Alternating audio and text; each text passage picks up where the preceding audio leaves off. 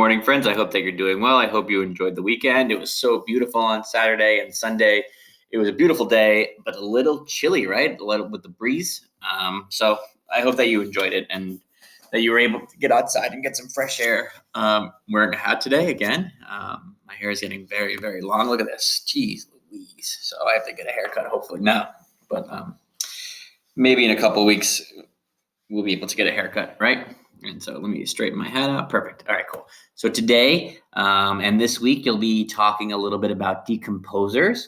What these animals do for the earth and how beneficial they are, all the good things that these animals do for us. And so today we're going to talk about worms, and maybe tomorrow as well. I started looking for a book tomorrow as well. Has a lot more information about worms, so we'll see how it goes today. Okay, so worms. Today is Monday, June 1st, 2020. June, huh? Holy mackerel. Can't believe we've been doing this computer thing for so long. So it's June, finally June. Summer's around the corner. How exciting. And so here we go. So worms. We're just going to jump into it. What is a worm? All right, let's look at it. They're pretty cool looking animals. Hello, worms. Weird, right? All these little bands. Worms are animals with long, soft bodies. Soft earthworms live in the ground. So they live in the ground beneath us as we're walking. A worm's body is wet. It has rings or bands around it. So notice here, right? These are rings or bands that they call them, right? So these each one is called a ring or a band. They mean the same thing. Worms can be white, brown, or pink. Worms do not have eyes, but they have 5 hearts. Wow, I've only ever seen brown and pink worms. I've never seen a white worm.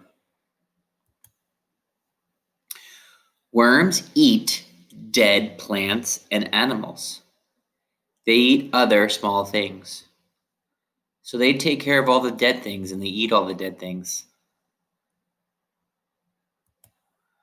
A baby worm grows inside a cocoon. These are baby worms. I've never seen that. But now I know if I'm digging in the ground, I'll put those right back in the ground. After the baby worm hatches, it crawls through the dirt. Worms make holes in the soil. Soil is another word for dirt or earth. Some worms come out at night. They like the rain too. So I don't know if you've ever noticed this, but after a rainy day, if you go for walks, sometimes you'll see a puddle with worms in them. And so maybe if you feel really brave, you could pick them up and put them back on the grass or dirt area. Goodbye, worms.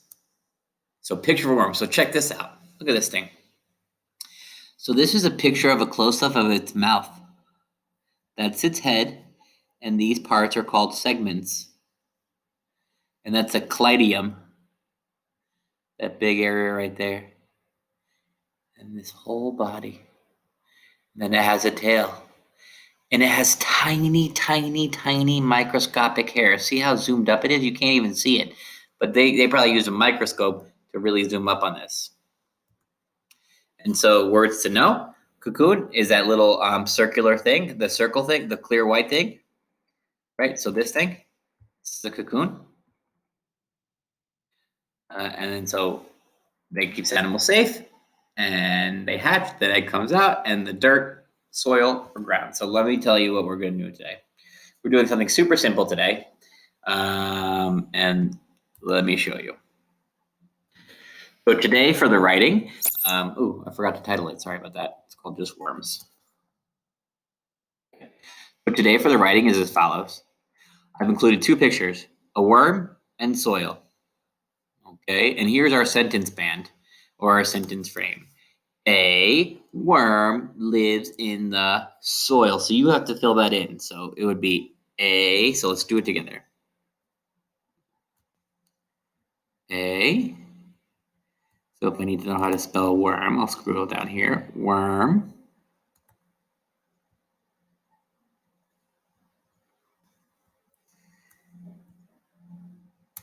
And then lives. Where's the word lives? Oh, right here.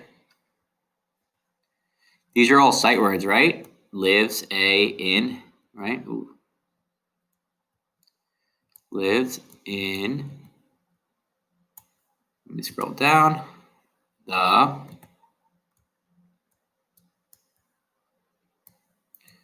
soil. Okay. Okay. So a worm lives in the soil. So what do you think my picture is going to have? So my picture should all be underground, right? So this is my soil, right? And up above my soil is the grass,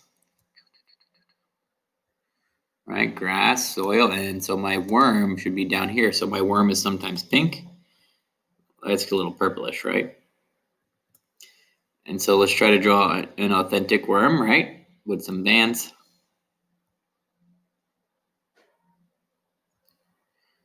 All right. And then so little lines, right? One. Bands, right? Wow, look at that worm coming together quite nicely. All right, so this could look a little bit better, so I'll fix that. All right, so that's your worm. And so let's write the word worm. Let's label worm. And what's all around him? So if I don't know how to spell the word worm, it's down here. So worm, and then he's all around the soil. So he's living in the soil.